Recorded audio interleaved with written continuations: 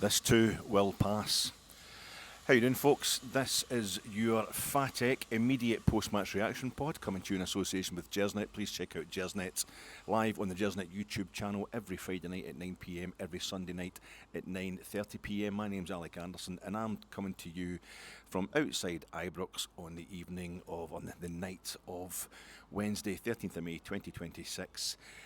Immediately after Rangers have lost by 2-1 in the SPFL Premiership against Hibernian in our penultimate match of this season, 2025-2026, our fourth game in the post-split phase of this season's Scottish top flight.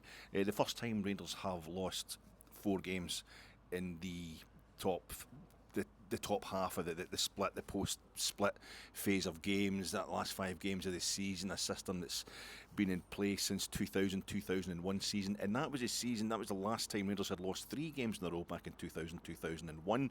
That was in October of 2000-2001 season under Dick Advocaat, and I genuinely don't know the last time we lost 4 league games in a row. No doubt it'll be all over your newspapers and your gazettes tomorrow, your Rangers news and all that. When you go and get that, you've ordered it at the news agents. Did you get the Rangers news for Anderson there? 1934, whenever it was the last time we lost 4 league games in the trot. I don't know, because we're into that kind of territory just now. The team tonight, James Tavernier wasn't playing. I think an injury, so he couldn't play tonight. He came out before the game and he got a nice kind of Rose Bowl presentation from John Gregg, and the fans sang his name. He seemed quite emotional when he went back down the tunnel after that to let us get on with the game. Nothing really to report there. The team therefore was Dudron Sterling taking over from at right back, obviously Jack Butland in goals. You've got Tour Romans playing at left back, Fernandez and Giga, the now kind of staple centre half pairing, or the now regular centre half pairing. There's nothing staple or stable about Rangers at this moment in time. Sitting midfielders, I think with Connor Barron and Thello Asgard. The pairing, I think, ended the game perhaps at Parkhead on Sunday. It was a 4-2-3-1 formation, so the 3 in front of Asgard and Barron was the left-hand side, Mikey Moore playing at 10, Mohamed Diamande, and on the right-hand side, Oliver Antman retaining his place from Sunday despite a disappointing performance at Parkhead. Nothing really for Rangers to play for, of course, so that's fine. We would give Oliver Antman a run out, and up front on his own, Youssef Chermiti. In the first half, straight away we had Hibs going down right hand side, and a lack of James Tavernier or whatever, but the ball gets played over into our box, and in comes Martin Boyle for a kind of straightforward finish. A goal celebration, if he does that goal celebration, I think it's about 6-7 minutes into the game, he's just seen James Tavernier go down the tunnel in tears. If he usually does that kind of goal celebration, it's like the swinging baseball bat thing, then that's absolutely fine. It's a golf swing, whatever it's supposed to be. If not, he's to do that to a fellow professional is complete scumbaggery. A horrible individual. So we'll give him the benefit of the doubt on that. I'm sure it's his usual celebration. We then had a fantastic save from the Hibs keeper. He was wearing all pink. Hibs wearing a Norwich City kit there with yellow tops, green shorts and yellow socks. Jack Butland was wearing all orange, Rangers in their traditional home kit in the Rangers goals, but the Hibs goalkeeper, he had a fantastic save. I think Youssef Chermiti made a kind of miss.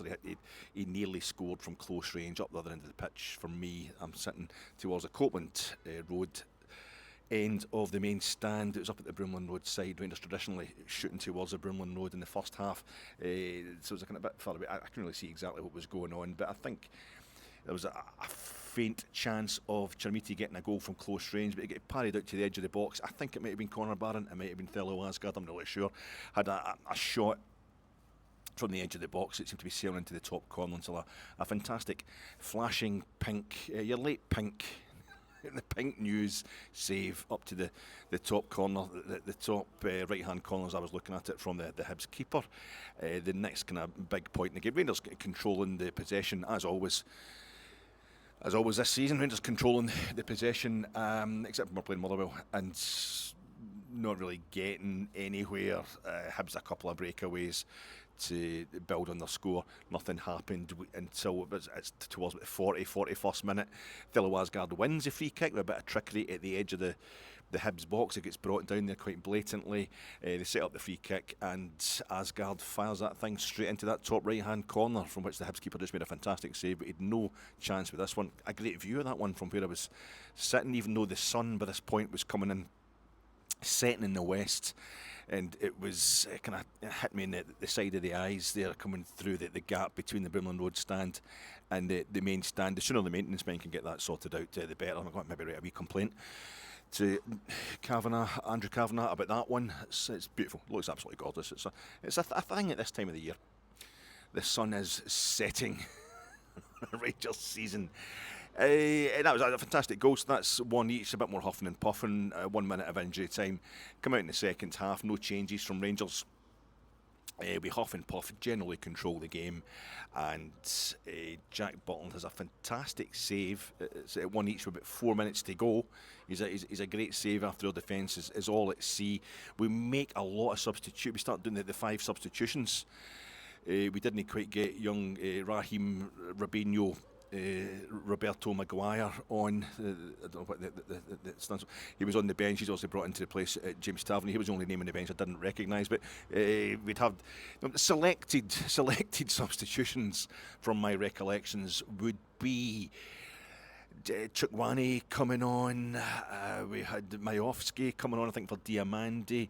Max Aarons, he come on for Two Romans, and Two Romans went off at the far side over at the Govan side, so he walked round and he did get a generous round of applause from the different sections of the stadium as he walked half the circumference of the pitch to get down the tunnel.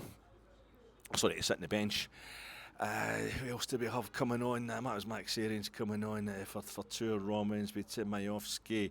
JD Gasma come on for Oliver Antman. So that was JD Gasma playing on the right hand side, and he was fairly ineffective. And then I think with 2 minutes of normal time to go, Hibs and only the kind of second or third real series foray forward in a second half in which Rangers had all the ball without ever really getting anywhere. A lot of stuff from Mikey Moore. He get the man of the match awards. It could have been him or Connor Barron from what I was able to see, with a few corners that Big Fernandez was getting up at the back post and deliberately nodding them back into the centre of the box, and there was nobody there.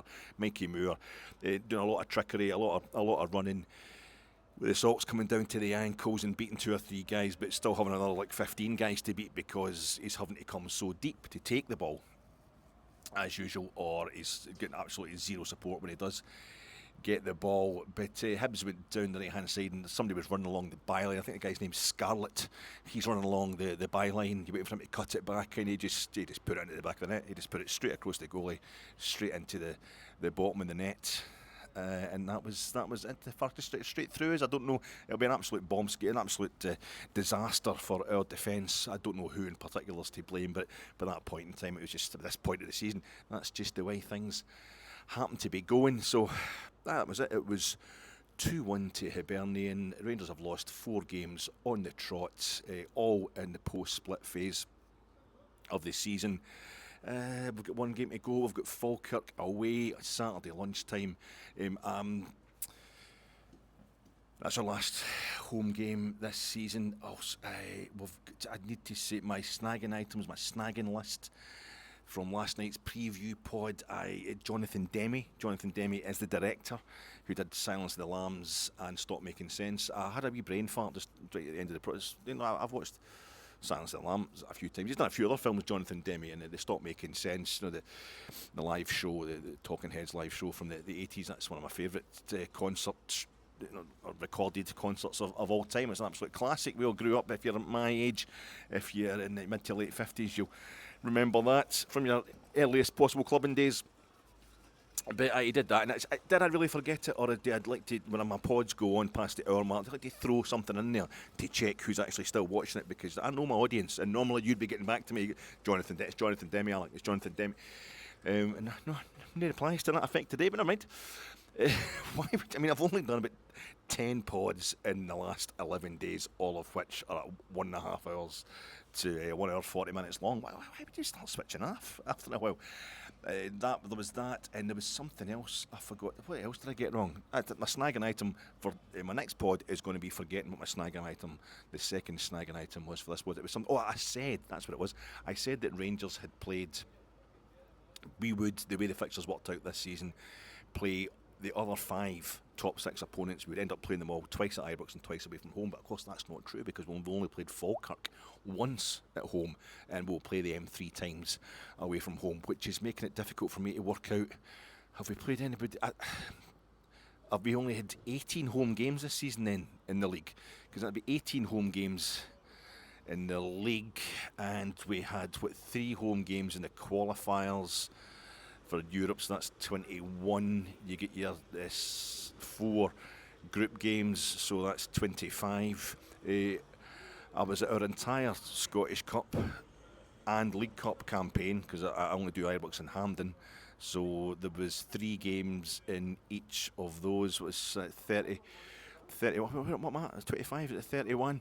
So I think that's it. I went to that one pre-season friendly as well. There was 2 pre-season. Why didn't I go to the other pre-season friendly? I've been to get every game at Ibrox this season anyway, except that pre-season friendly with Middlesbrough. I went to the pre-season friendly with Bruges, and I remember sitting in the house on the Saturday. I had stuff to do. There was something I had to do, but I remember being in the house, checking on the Rangers score, checking how we're going against Middlesbrough, getting reports in from it on my phone, and think, so why would I not be here? I don't know what happened that day. Maybe just decided that I needed to cut back the amount I was spending in football. But from a personal point of view, that was I get a wee thing from Footballogy tell me this is my 800th game at Ibrox. That's not going to be accurate. It's probably going to be a few more than that. But just if you do the Footballogy app, you just try to keep a note of all the games you've ever been to. You've got to put in, you've got to update. You had to go in when you first went into Footballogy. It's only been going for, 4 or 5 years of Footballogy app, so you had to go in and key in. You have to have some sort of record or some sort of recollection of most of the games you'd been to in your entire life. And there's definitely about 40 odd Rushden Winton Rovers games that I have no record of that I went to when I was a kid that I've not got in there. And I think to my best of my knowledge, that's all the Rangers games I've been to are in there, but I'll definitely have missed something. But it was quite good to come out here and just Footballogy told me every now and then, it's only every now and then, you just put all the games you go to, you can tick wee boxes, you update it, maybe put a wee photograph in from the game. Every now and then you'll get a wee badge or something that will tell you something you've done. And tonight was my 800th game at Ibrox. 800th game. It's congratulations, you've been to this stadium 800 times. And I thought, what a brilliant night, what a fantastic night to get that award. So thanks very much. That's it, folks. That was great. Thanks for your attention.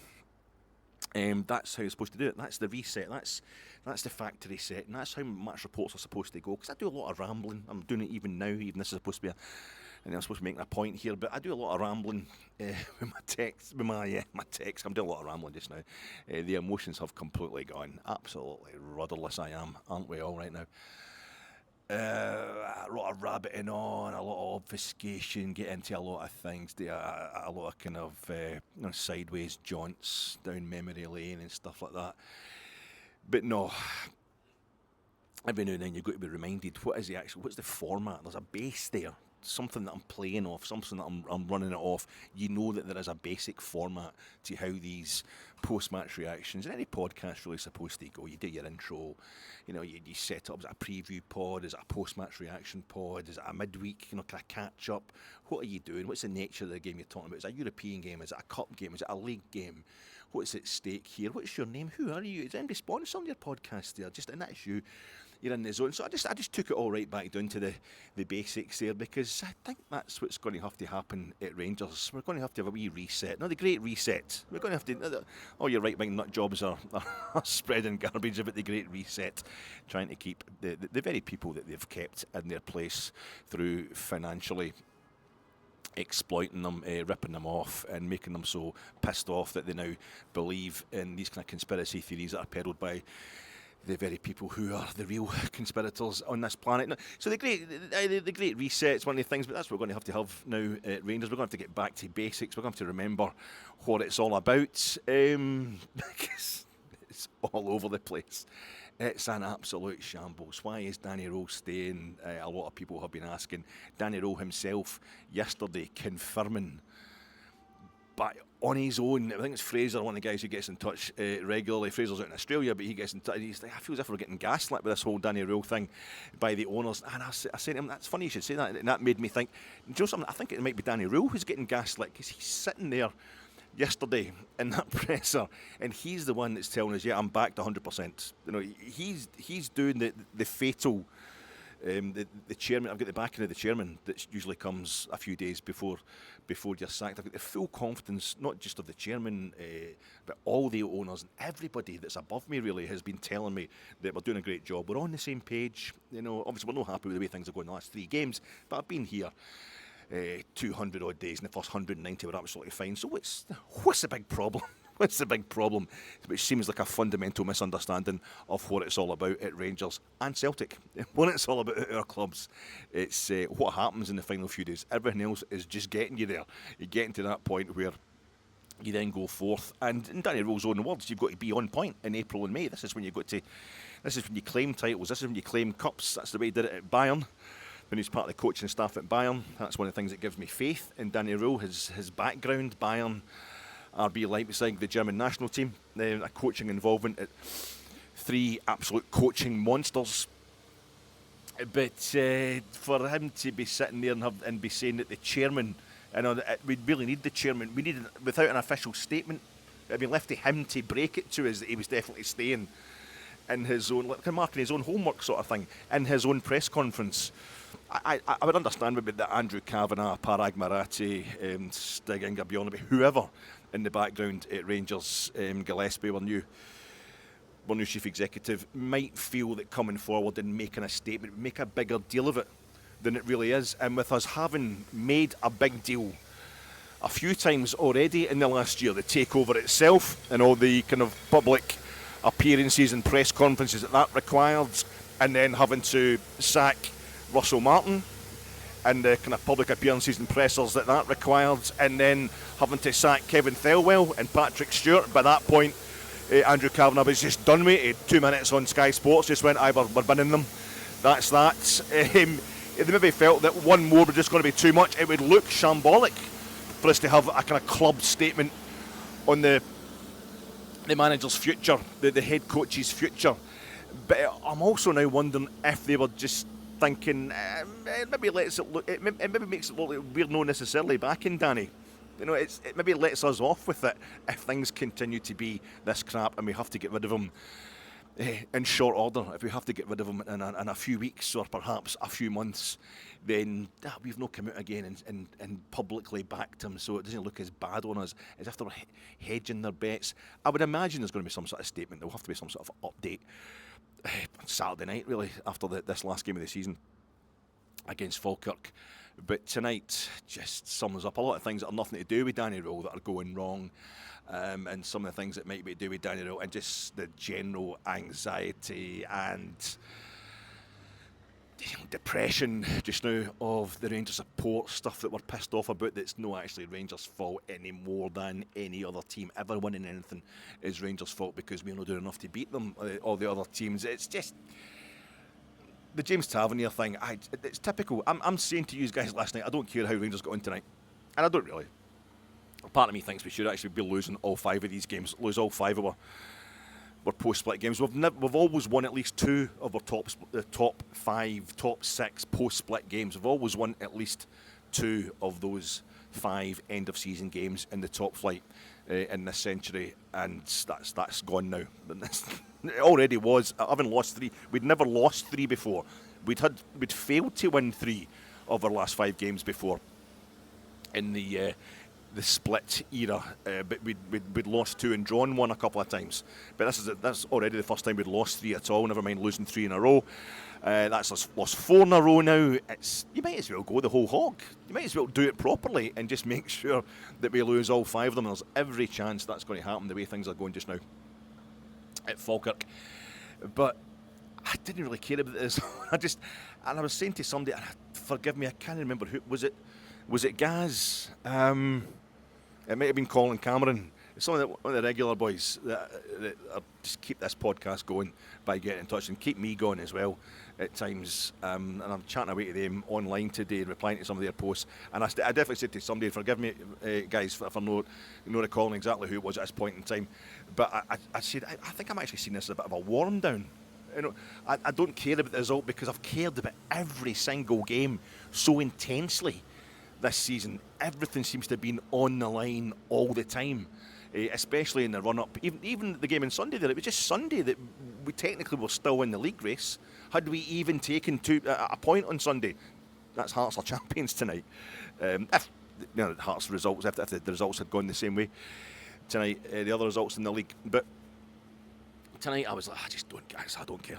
I actually don't care because I need to actually go and watch Rangers almost. I'm ready for the pre-season friendlies. We've been through 2 seasons worth of stress this season already. 2 seasons worth of kind of anxiety and anger, and hope, and general excitement of all the good and all the bad types. And I think I'm just ready for pre-season friendlies. We just go and watch football for football's sake. Because I do actually love the sport itself, and I think that the fact that Rangers are totally out of it now, we couldn't finish any lower than third, we couldn't finish any higher than third going into this game. Let's just sit back and watch the football match, and even that, couldn't have that, because the one thing that was bothering me going into this game, and I didn't mention it last night in a pod that was all about getting the negatives out of the system, and I've spoken so much about Tav. I've given Tav his own standalone podcast the moment he announced he was leaving. The only thing that's kind of bugging me and making me think, actually, it's probably a good thing that the crowd will be down for this game tonight, is Tav was going to, we all assumed, either get subbed on to the pitch at some point in this game, or he was going to get subbed off. I actually hoped he was going to play the entire game, and therefore, if anybody, it's because of the reaction from the crowd.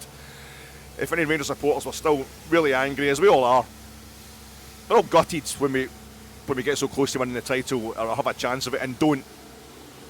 But if any Rangers fans were still doing that thing of blaming all our failures on James Tavernier, then if they were going to spoil the moment where he has his last competitive home game at Ibrox, that just wouldn't be fair. That's just no right. And it would lead to, I was starting to imagine him getting subbed on for the last 10 minutes, because he's not been playing full games regularly recently. He's been getting phased out by Daniel. He's 34 and a half years old. It's right that he's leaving.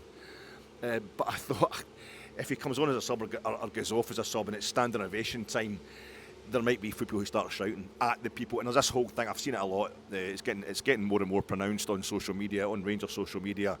People like you are part of the fucking problem. People like you. Now, I think people who don't think the same way as me about Rangers are part of the problem. I don't think it. I feel it. I don't know it. But you tend to find that the folk who hate the happy clapping, the folk who hate Tav and all that, you're a loser, they tend to be more aggressive. They tend to be more kind of confrontational. So happy clappers like me, people who, I don't know, just always going to be there. You stand up and you applaud Tav, and then somebody shouts, "Sit the fuck down, don't clap that cunt," or whatever. You're like, it's just going to be a rammy, and it's going to be really unpleasant, and it's not going to be, more than anything else, it's just not going to be fair on Tav. And you spend the whole summer worrying if that guy's going to be sitting behind you again next season. Has he renewed his season ticket? It's like, by the way, are you renewing? Are you got? I'm hearing there's good seats up in the Broomland, because Celtic are going to get that. Know that I would. That's the guy beating me up. I'm not trying to make it that I would get into a fight that lasted any longer than 5 seconds. That's just the guy landing punches on me. But didn't want that, so I'm worried about Tav. And I hope he starts and plays the whole game so that anybody who doesn't like him can leave before he does his lap of honour at the end. Can't even get that right. The one thing about James Tavernier is consistency. He's always there. He's in the top 5 of all-time Rangers appearances. He's the only non-Scot in our top 10 of all-time Rangers appearances. The number of games he's played for Rangers have him in the top 5. He just got past Davy Meiklejohn recently. What is it? Gray, McCoist, Gregg, Sandy Jardine, and John Gregg, I think the only guys above him in terms of all-time Rangers appearances. So it's just typical that this is the night. There's a wee sweepy guy just to make the pod harder to hear as well, and it's maybe doing you a favour. It's just general carnage. It's not only a case of, Tav's injured. He's picked up an injury, and that's it. He can't play. That's gutting. Oh, get him out at the beginning of the game. Depending on how the result goes, I get him out at the beginning. Get him out at the beginning. But maybe if the result had went okay, get him out at the end for a standing ovation for the crowd anyway. A send off from Ibrox that he thoroughly deserves, like only 9 other players, or like only 4 other players in Rangers history have deserved. But that would be bad enough if he wasn't going to be able to play. But it can't just be that either. It can't just be, oh my God, typical Tav gets injured at the very point. That's brutal for the guy. It has to be Rumourville. It's a scandal. He's fallen out with Danny Röhl. He was promised he was going to. He's finally. I just saw it as I'm leaving the house. I just checked my phone because I like to have a wee hour before I leave for Ibrox. Have my dinner, watch some of the actual news, watch some stuff on the television about the government and all that, what's actually happening in the world. And before I get absorbed back into Rangers, I should fucking know better. I just pick up my phone. Hey, that's me just heading to I'm just going to get in the fucking Tavs. What he's leaving in the squad. He's not even in the squad. What's happening here? And I'm checking. This is me checking the phone. Yeah, I'm checking the phone. I'm not trying to look down your top or anything, mate. I'm checking the phone, and I just, what the fuck? He's not getting. I've not got time, and then you're getting the text coming in. You're getting the Rumourville stuff happening.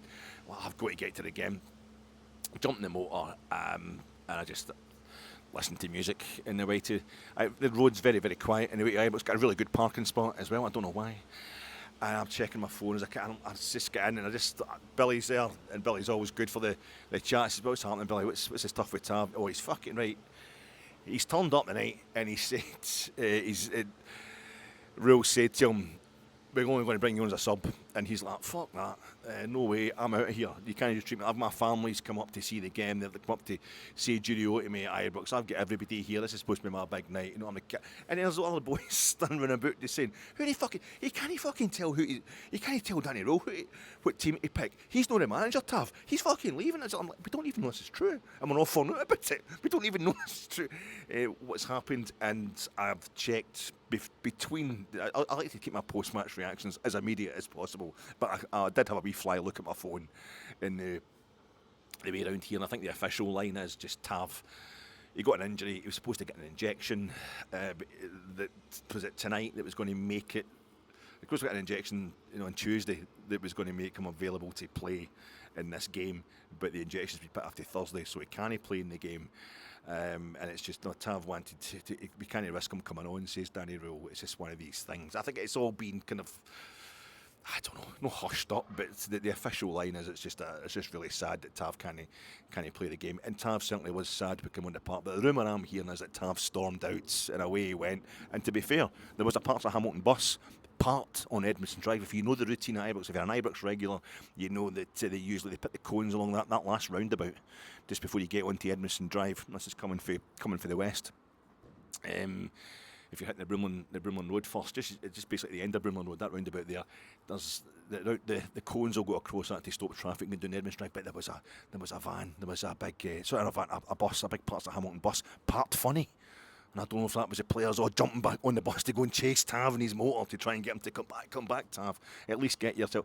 And I think Tav had to get told, listen, John Gregg's going to do a presentation. He's like, oh, fuck, I better come back then. This is the story that's sweeping the stands of Ibrox, and it may well be 100% true. We don't know. But it does not add to the sense of organisation around the club, that the club is united or they're doing things the proper way or whatever. But if folk that hate James Tavernier, and there's people who do actually hate him, the Rangers supporters I'm talking about, they'll just think that's fine. Aye, that's fine. That just sums up. That's him just confirming exactly what I thought about him somehow. And you can still take all the details from those rumours and turn it into not the word that just sums up Tav. What I think about him, that he was man enough to come back and he was gutted that he couldn't play. It's probably just been a whole lot of over emotion. With everything that happened on Sunday, or everything that didn't happen on Sunday, all coinciding with Tav wanting to say his goodbyes. It's probably got a bit much from, and it certainly was a bit much from me. Came out felt heart sorry from him, and it was beautiful. The crowd, and it was a smaller crowd tonight, but still a fairly sizable crowd. But 35,000 at least, I would say, at Ibrox. It's a beautiful night, one of those painfully beautiful nights, and Tav comes out onto the pitch, and the Union Bears led the way. We'd given them his song and what have you, and he got the total standing ovation. And when they say, you might have your reservations about Tav, You may have reservations about certain Rangers players, which I think in Tav's case are completely fucking wrong, really wrong, to have any reservations about James Tavernier. About every player's got their problems, no player's perfect, but to have any reservations about whether to give the guy a standing ovation or not is just ridiculous for a Rangers supporter. But even if you did have reservations about Tav getting a fond farewell, when the Tannoy announcer says John Gregg's going to come on and make a presentation, you fucking get off your feet and you applaud. We remember the greatest moment for Tav is seeing John Gregg coming down that tunnel with the SPFL Premiership trophy to present to James Tavernier. And this is a salver. It was a kind of rose bowl type thing. It looked like almost like kind of shield. It looked beautiful. It was glinting away. Tav is crying when he comes on the pitch, you know, and he's suiting on that, and he's crying when he goes off it, and he's waving to everybody, and you can see he's just going right through the ringer. I think it's been a bit tumultuous for him. And the thing I noticed was he didn't lift the. He just kind of kept it in his hand. I think maybe pointed towards it as if to say thanks. Big hugs with John Gregg and that, obviously, but he didn't lift the salver up to show to people, or the quake, or the rose bowl, or whatever it is. He didn't lift it up because I think he's probably scared there'd be pictures taken of it and put all of that's the only trophy he's going to get to lift this season from our friends in the east of the city. But yeah, so when Martin Boyle had his wee celebration, I felt like going to the fucking park and point about fantasy stuff. I mean, I would have a heart attack just trying to get out of my seat at that speed. Never mind get into a fight with anybody, far less a professional athlete. But it was pretty disgusting. And just the last thing, you get to that point where you're like, this is Rangers are letting this happen to us. You can't get uptight about that. You can't get uptight about what other folk will do, you know, when Rangers lose, how other folk will make a fool of us or get in our face. That's the Scott Brown stuff. These people are just idiots. These people are just showing themselves up. You don't worry about that. They're showing themselves up as totally classless, but it was horrible. But Tav, what a servant, and away he goes. I don't know if he's going to play at Falkirk now. I don't know what's going to happen there, and there's going to be massive questions that are going on just now. You'll probably know more about the situation already. Behind me in Ibrox, in the press room, it'll be going crazy. We can ask questions about that. Danny Röhl will be getting asked questions about his future, because that's 4 defeats on the trot. 4 defeats on the trot. And if he's now in a position where he can't say, well, they're all meaningless because the last 3 weren't they? You know, so if he wants to, this is where he's hung himself, as have a few of the players, Manny Fernandez and Connor Barron, by saying something I thought was completely ludicrous to begin with, the kind of like the comeback starts now sort of thing. It's really important we finish the season strongly in our last 2 games that are completely meaningless. I felt as if that was a ridiculous thing to say. No, I get what they're trying to say. They're just used to saying next time, no, we go again, all that kind of stuff. It's pointless now. You know, you go out and you do it. You maybe go out and try and win your final 2 games. You should be doing that as a Rangers player. That's the least we expect of you. But to set yourself up as right, well, this is us starting again. This is the restart. We're going to start the build up to next season in our last 2 games. Saying that straight after you've shat the bed in the previous 3 doesn't come. It's a bit disingenuous. It seems slightly insane, quite honestly. But you've now hung yourself with that because you don't even have that. It's like even when you try and play well in your last 2 meaningless games, you've lost the first of them. Your last 2 meaningless games of the season. So it's just a bit of a nightmare all round, and that's why I think it probably is best, as I was saying last night in my preview pod, that we lose all 5 of these games. Something massive needs to be done. There needs to be a reaction. It's almost like I don't want the players to be able to escape into that world of cliche and that world of kind of seeing your hand. I don't want them to be able to escape into that wee world of thinking to them, deluding themselves that we won these 2 games at the end of the season. We're kind of back on course, and they need to know how shit they are, how shit the situation is. It needs to go back to that factory setting. And it's the factory setting that I think the new owners are trying to change. I don't think it's a straightforward case of Danny Röhl will be here until next season. I've been doing that whole thing. I was talking last night about the ongoing battle with the Rangers support between fans who think you need to sack a crap manager, you need to sack somebody who's chucked the league. And I think plenty of us are thinking, yeah, but Danny Röhl is the only reason we got back into that league title race. It was a car crash of a start to the season under Russell Martin. Danny Röhl was the only reason we got back into that. And it's probably just the undertow of everything that's wrong with the squad has caught up with us right at the kind of fatal moment, right at the decisive moment. To be, on Sunday there, that's it, it's all over. 2 weeks before that, it was all on. The atmosphere tonight, in contrast with the atmosphere at the previous home game at Ibrox, the game against Motherwell, the start of that, the kick-off to that game, the build-up to kick-off in that game was absolutely magical. There was so much hope, there was so much belief. We genuinely thought we were going to win the title. And that's one thing I will say, to be in a situation where it's only the last 2 games of the season that are dead rubbers for Rangers is quite refreshing. Generally, what we've done in the 21st century, it's quite refreshing. Well, it's not the 21st century, since 2016-17 season, since we've been back in the top flight. So that's a positive on Danny Röhl's behalf. But up against that, fans, well, no, he's chucked it. He's the guy that got, but to then bottle it in that situation. And to be fair to anybody who was questioning Danny Röhl's demeanour in yesterday's presser, I feel as if he was treating it a bit lightly, almost trivialising it. The fans are singing my name 2 weeks ago, and knew they don't like me. Who cares? That's no striking the right note for me. He's a young man, though. He's 20 years younger than me. Maybe he needs to learn these things, but he's coming from a different country as well, a different culture.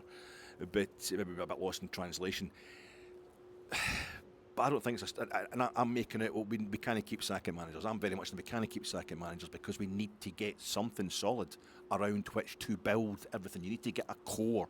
You need to get a heart from which everything can pump, a healthy heart from which everything can pump, the rest of the body can function. And I imagine with all their experience and like top level experience, world class experience in sports and running a sports franchise FC, whatever you want to call us, the 49ers experience of Parag Marathi, what Andrew Kavanagh can bring to the table, their various advisors and that will be top of the range. They know what they're doing. I think they're turning the club kind of inside out. They're working it from not the bottom upwards, but from the core outwards, I would say. And that's why Danny Röhl, I don't think he got a public backing on Monday. He was kind of left to his own devices in that press conference, because I think we're trying to set up a situation where Danny Röhl can be replaced, and it's not too catastrophic. It's not too seismic when our head coach leaves. Not in the way it would be if the manager leaves. Rangers seem to be again trying a thing that none of, a lot of us instinctively think is wrong for a club like Rangers. They're going for the head coach situation and having a CEO. We don't have a director of football as such yet, but we've got we're technical consultants, not behind the scenes. We're trying to split the roles of the manager, but it's for Rangers, it's the gravitas, it's the need for a leader, it's the need for a statesman that we still will never believe. The last time we won the league, that's what Steven Gerrard was. Steven Gerrard was very much in the Rangers mould, a proper Rangers statesman in the way he led the club, in the way he looked after the pressers and what have you. And it was Michael Beale that's doing all the tactical stuff, but Stevie G's adding his kind of experience in there. Worked out a fantastic recipe. Martin O'Neill's going to win the league again this season by doing the same thing. It's Sean Maloney that's doing the tactics, ex-Hibs manager.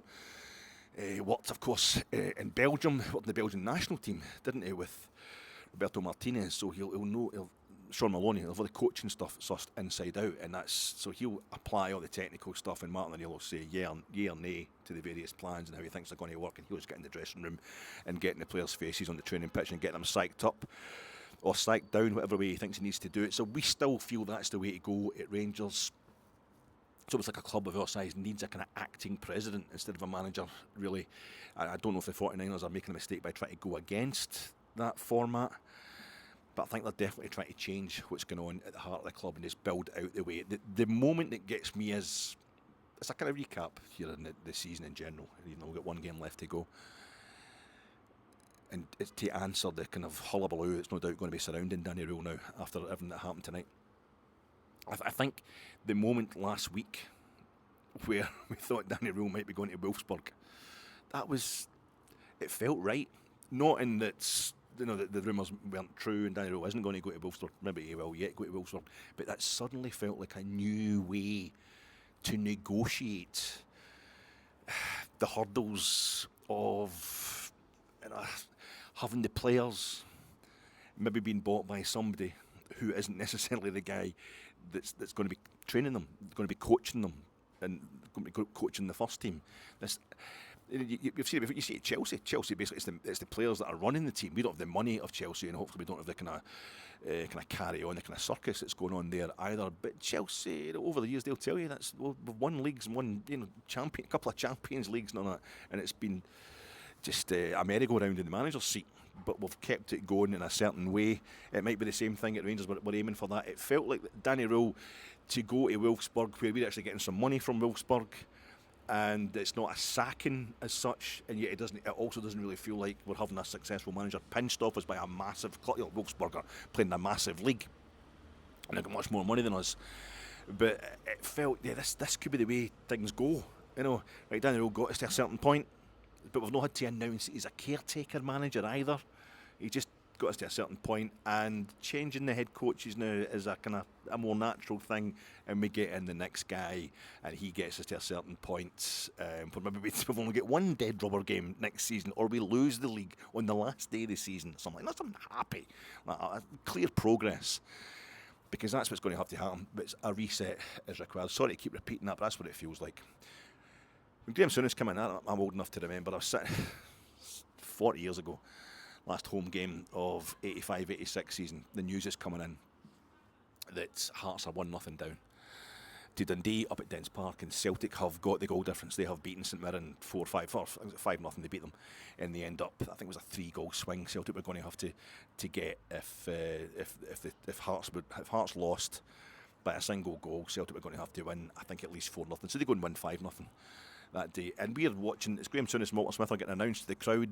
Walter Smith had already taken us for a couple of games that season in place of Graham Souness saw his playing career at Sampdoria, saw his contract over in Genoa. So they come out and get announced to the crowd, get presented to the crowd that day as our new coaching team. Place goes crazy for them. They then got on with beating Motherwell, of all teams, 2-0 to claim our place in the UEFA Cup. We'd finished 5th in the league, but that was to make sure we did finish 5th in the league and got into the UEFA Cup for the following season. And as a game, Rangers had basically beaten Motherwell, and that was fine. We'll just keep an ear on, and it was the transistor radios in those days, keeping an ear on what was happening at Dens Park. And for some reason, with Albert Kidd having scored in the first goal for Dundee, for some reason everybody pretended it was Walter Kidd that had scored the next goal that was scored at Dens Park. The Hearts veteran Walter Kidd. That's great, it's one each. Hearts have equalised. That really sickened Celtic. Hey, let's go crazy, at least the Jambos won the league. That'll sicken Celtic. That was the only thing we had to cheer in those days, and it wasn't. It was Albert Kidd that scored another one to make it 2-0. Celtic had won the league, and it was awful. A year later, we were champions by a mile. We were easily champions. Graham Souness, the Souness Revolution, was basically the Lawrence Marlborough Revolution, and it was Marlborough took over in 1985. He got the shares from Jack Gillespie, and he took over in 1985, and he brings in David Holmes, and things started happening behind the scenes, and then there was the big announcement really was April 86 with the sacking of Jock Wallace, and then comes Graham Souness, and then everything became very, very real. And I think what's happening with the 49ers just now is massive for us, but it's not as kind of seminally different, not as seismically different as what happened in 1986 with the Souness Revolution and bringing in players of that quality, because it was mostly Scottish players still in the Scottish setup back then. We're now used to having big name players having a season or two in Scotland every now and then. Various big money guys coming in and backing Rangers and Celtic, and now Hearts, of course, have got Tony Bloom in there. But it was quite incredible to have players like Chris Woods, Terry Butcher, Graham Roberts turning up at Rangers, even Rangers, even the top club in Scotland back then, or the big support that we had. And we had after that season, everybody, I think, kind of fell a bit by the wayside at the general shock of what Rangers were doing, and we won the league in Souness' first season. But it was the following season, 87-88, Celtic won the double. But we finished third. We finished behind Hearts. And I think we're only a point or two in front of Aberdeen as well, who were in fourth place. That was this whole thing about Rangers have gone backwards this season. We've got these new owners, and yet we've ended up in third place. It actually makes sense. It actually makes sense. If you're not going to win the league and win the Europa League under these new owners when they first arrive, well, then you need to look the other way of doing it. The other way, not at university. You either got a first or got a third. Getting a 2-2 or a 2-1, you've got to prove you're an actual genius, or you're so clever you don't even turn up to your exams, but you still manage to scrape a third. that leaves you wanting to prove yourself enough in later life. That gives you the work ethic that you'll require. And I feel as if that's what's going on at this moment in time. We couldn't get the first. There was no way that was going to happen this season. So we knew that as soon as Russell Martin had come in. And this was about the owners learning about Rangers. The appointment of Russell Martin in the first place, a complete disaster. I never wanted the guy there. But once a guy becomes Rangers manager, once a guy becomes involved, unless I think Ian Black and Joey Barton, I think that's the only two guys I've ever been at Rangers that I've just disliked them from the word go. Everybody else, the minute I see them in that blue shirt or in that the collar and tie, aye, you're a Rangers man, that's it. I'm backing you. And you've got to give everybody a chance. You've got to see if stuff works. 123 days was fine for Russell Martin, but it was letting us know. It was letting the board know about the people that were appointing Russell Martin, letting them know about Thelwell and Stewart. That's great. That's the stuff we need to find out now. We might as well get that sorted out now. And Danny Röhl, to be fair to him, nearly got us there. He did get really close. For a while, I think we were all believing this guy's going to get us over the line. We're going to win this league in the last day of the season. That's not happened though, and I think the most important thing is to know that the club are resetting. The club are. I keep saying this. Do you know why? Do you know? I'm a bit dazed. I'll be honest with you. Give this to Celtic fans for free. I stupidly hadn't worked out. This is. We're all used to being at football matches where you're keeping an eye on two games. But this might be the first time that I've been at Ibrox and the two games we're keeping an eye on. Neither of them was the Rangers game that was right in front of us.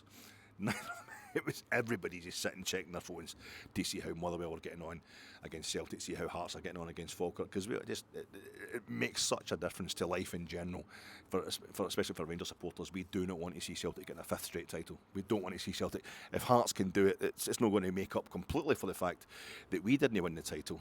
We've got to sort this thing out ourselves, but my God, it makes a difference to your life. It makes a difference to everybody at Rangers as well. We'll be under so much less pressure if Hearts turn round and win the title this season.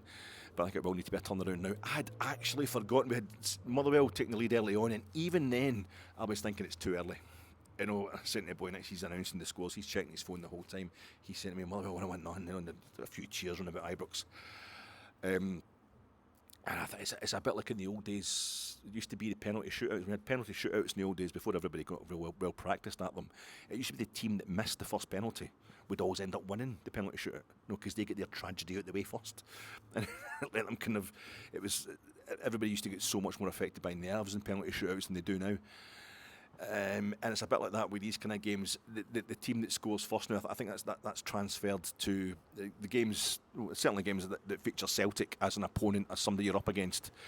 Whoever scores first, you should look at us on Sunday. Look at us against Hearts at Tynecastle the previous Monday. We score first, but it's like too early. First half too early. You're letting them come back into it. And Motherwell scored too early. I thought, even remember 2005, Martin O'Neill goes to Fir Park last day of the season, helicopter Sunday. We're playing Hibs at Easter Road. That's the Celtic were winning that day. Right up until late on, and then Motherwell scored one. It puts the fear of God into them. Then they get another one quickly. I think that's how you need to do this. And so when Celtic then went 2-1 up, recovered to go 2-1 up, I'm thinking, that's the way it should go. And I was more just concerned, as long as Hearts win, and I think at some point we were talking about it, and I'd stopped working it out. I don't know why. There's not a lot to work out. It's not exactly advanced mathematics. But I had just got to the point where it was like, you really need Celtic to get beaten. I knew we need Celtic to get beaten. I'm going to try and concentrate on the Rangers game. If Celtic aren't getting beat, we just need to make sure Hearts win. So they go into the game at Parkhead just needing a draw. That lives, and sometimes that's the most fatal thing you can do, as Aberdeen 1991 will tell you. Just needing a draw is sometimes the most confusing thing that can happen in these kind of all down to the wire scenarios. But emotionally confusing. You start backing off, thinking a draw will be fine. You end up getting pumped, and I have a funny feeling that's what's going to happen to Hearts on Saturday. But I think when I'm watching the Rangers players coming out to see what's going to happen, I hung about a bit at the end, just more to see if there's any reaction from the crowd that I could talk to you about. Just to take, this is my last home game of the season, the last football match I'll be at domestically this season. And I'm looking about, and then I saw that the Hibs fans going completely nuts, completely mental. And I thought they're really getting into the fact that they've beaten Rangers at Ibrox here. But there seems to be an explosion. What possibly else? I knew Motherwell had equalised again. I knew they'd brought it back to 2 each. But I had it in my head that it didn't really make a difference then. As long as Hearts won, it didn't make a difference. I don't know why. I'd suddenly forgotten this. And I actually said to a boy beside me. It's the Celtic, the Hibs fans are celebrating the fact that Celtic have got a penalty. The news has come through. They've got a last-minute injury time penalty, as they always do, and then they've scored it, so they jumped a bit. They're celebrating that again.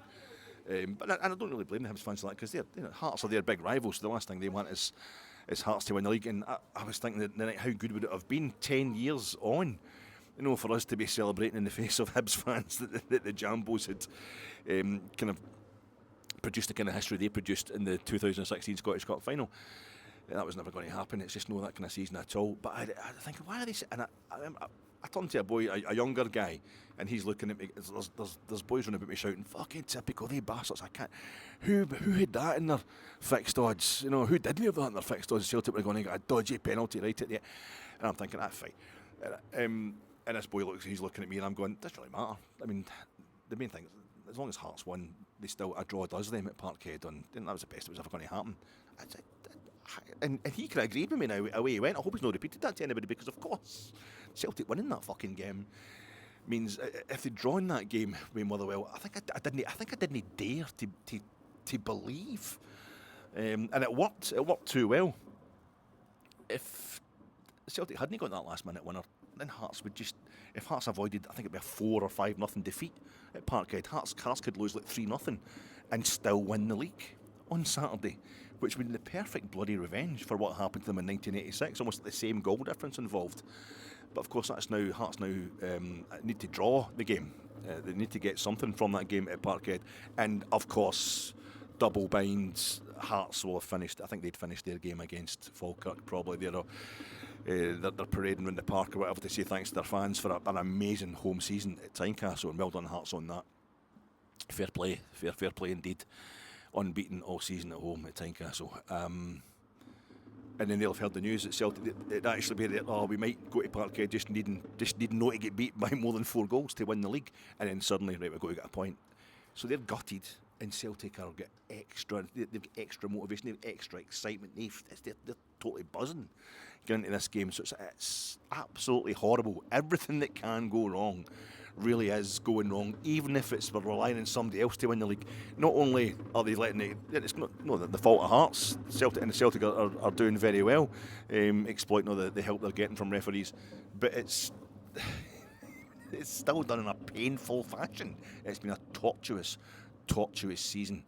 But I'm basically hoping we get beat off Falkirk at the weekend, because I think it makes more sense that there's no hiding place, that everybody knows this is a complete stripping down of the Tav's away. The pre-Russell Martin era is leaving. Nico Raskin not in the squad again tonight. I've not seen any managers' pre-match interviews or anything like that. So there was rumours flying about that he'd fallen out with Raskin as well, Danny Röhl, and that would basically be where we started this season, with our best performance under Russell Martin, that 3-0 victory over Victoria Pilsenia, not featuring Nico Raskin or James Tavernier until they come on as subs late on in the game, because I think Tav obviously will represent, he's the top man, Nico, Raskin and Tav, big pals.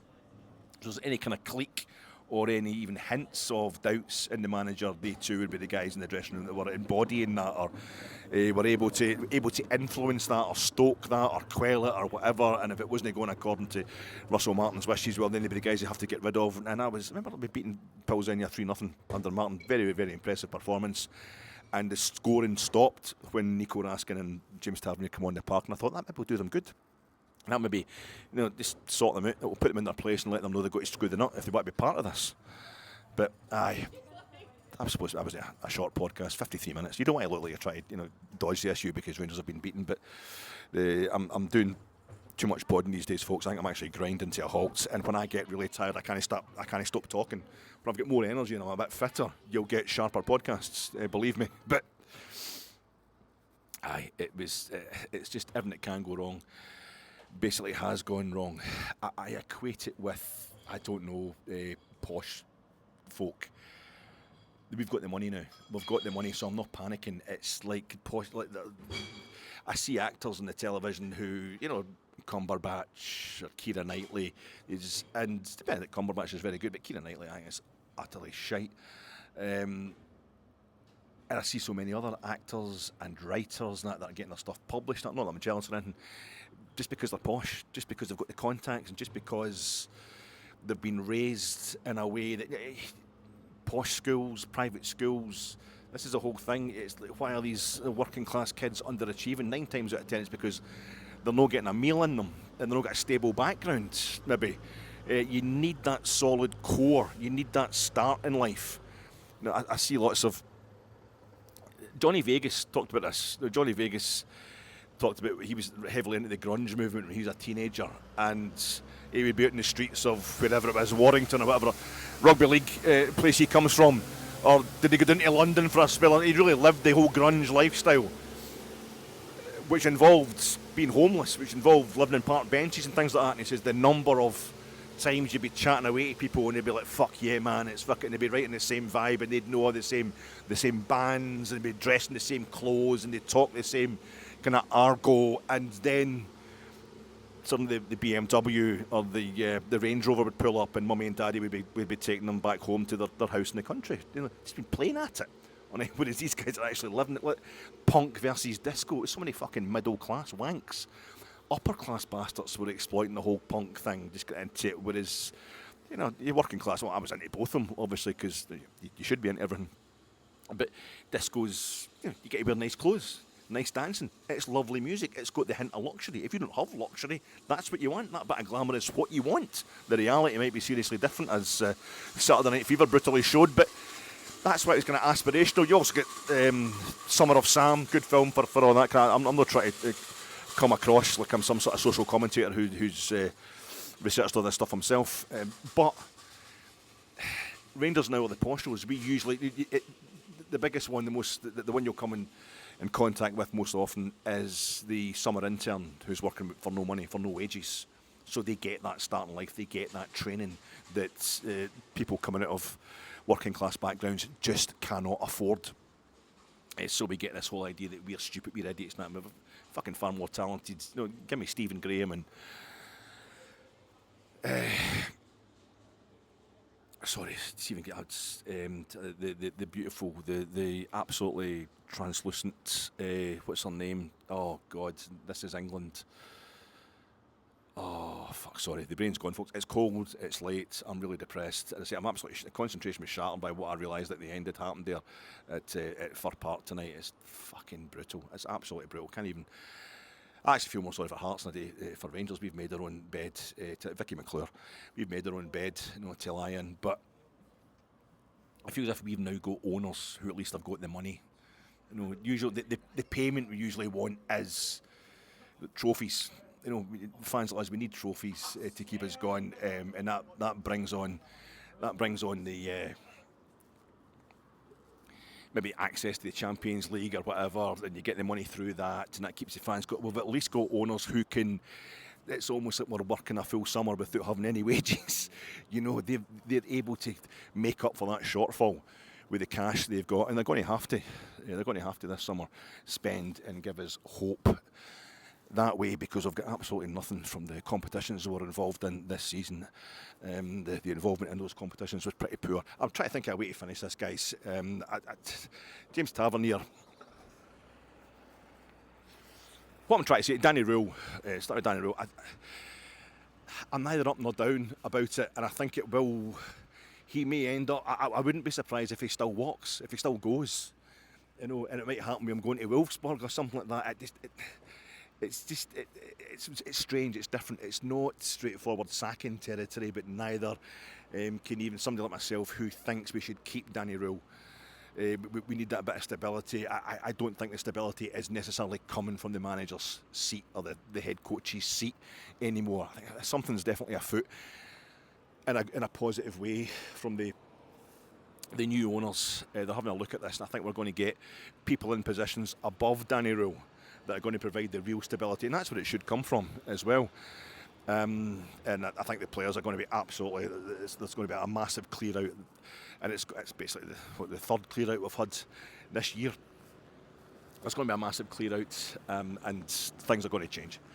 Things are really going to change. I've been saying, I think the point I was trying to make about half an hour ago was that it's not necessarily. I'm making it that we don't stick by managers. We don't stick by managers. We kind of keep sacking managers. We had Steven Gerrard for 3 seasons. He's the guy that won the league title. the only league title we've won since we come back into the top flight in 2016. So that obviously explains what we need to keep the managers. But we have been doing this. We did this last. Philip Clement, he came in the October to replace Michael Beale, and he did okay. New manager bounce stuff, and then it kind of fell away. He had us at the top of the league kind of February, March time, but it fell away. But we stuck with him, and he was the manager for the following season. And then it took it until February the following season before he was gone. It's not been a case of we just sack as soon as things go wrong, but we sack too hastily, and neither has it been the case that we stick by anybody for a particularly long period of time. So I think it's going to keep changing with the head coach's seat, and there's going to be a total change to the culture behind the scenes at Ibrox, and it's certainly required to get us back there. The man I wanted to leave by talking about, of course, is James Tavernier. I've done all this. I've done standalone pods for Tav from a few weeks ago. From the moment he said he was going to leave, gave him a quick testimonial when I was on the Jersnet with Ben on Friday night. And maybe he'll get a testimonial, Tav. I hope he does. Then everybody who wants to say thanks to him can turn up for that. But I think that it's not about what he's won, it's about the service he's given. And that is a big part of supporting a football team these days. I think this whole culture of if they're no winning, then it's no my football team. It's disgraceful, and that's when your football team will die. That's when it truly will die. When you don't just want to go and see them anyway, as I did tonight. And James Tavernier, to be up there in the top 10, to be the only we get Davy Cooper, Peter McCloy, Derek Johnston, the top 10, basically the top 10 Rangers appearance holders, and James Tavernier is the only English guy in there. It's all Scots. We were finishing the league in third with the Lees, Lee Wallace and Lee McCulloch when we were going through the lower league days, and our first season or so back in the top flight. And we finished third in those 2 seasons back in the top flight, and then Tav comes in, and he's leaving with us finishing third. But see, we finished in third in 87, 88. That was the real reset under Souness. That was the real kind of when the Souness revolution really had to take a wee step back and let everything kick in. The massive change had to be accommodated before we could go forward with it. And the following, we won the league for the following 9 seasons under Souness and then under Walter Smith. I think we're going to be okay after this, but James Tavernier, he's come in as captain when we're finishing third. He's left as captain when we're finishing third in the league, but he's also won 3 of the 3 major trophies in Scotland, and of course he took us to that European final. And I'm not just sponsored by Jersnet, of course. I'm always sponsored by somebody else, and I was reminded tonight that my idea, you get those speed cameras. I'm also sponsored by those speed cameras that tell you how fast you're going, but I'm going to do my own version. It's a little twist on it. The speed cameras, they'll say 28, 30, 32. You see them changing as you head towards them, and they'll be like, slow down. It comes up in writing, kind of LCD screen, slow down, when you're saying that when you're doing 30 or 33 miles an hour, you're over the speed limit. And then if you slow down and hit 28, it'll come up with a wee sign and say, thank you, 28, thank you. I think it should just say afterwards, just say, thank you, you pussy. Thank you, chicken shit. You know what I mean? It's because your own kind of reckless machismo, your own dangerous need for speed should be punished appropriately. It should be mocked. You should be made to feel as stupid as you are for that. Because this whole thing of, I want to sack managers, I want to get rid of folk, I want to, Rangers just got to win trophies, and if you don't win trophies, sack everybody involved. That's not how you build to something. All the great things in life, there is times in life you need to be aggressive. There is times in life you need to, break the law, be transgressive, and break the rules. But by and large, for us all to get on, for us all to get what we want, you need to be concentrating, you need to be careful, you need to take your time and do things properly. And that's what we need to do here at Rangers. My name's Alec Anderson. A sailor's life, it is a merry life. He robs young girls of their heart's delight, leaving them behind to wail and moan.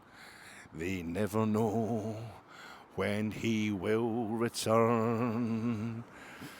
We don't know when James Tavernier is going to return to Ibrox. I hope it's very, very soon, so he can get a proper cheery, full stadium send-off, and I hope he returns every single season for the rest of my life, because every single season the appreciation for what he's done will get larger, will get greater, and the ovations will get more and more cacophonous.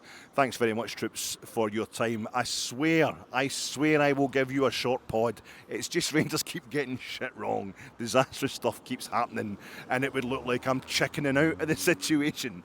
I will give you a very, very short pod between now and the end of this season, and that season ends on Saturday. Thanks for your attention, troops. I'll talk to you soon.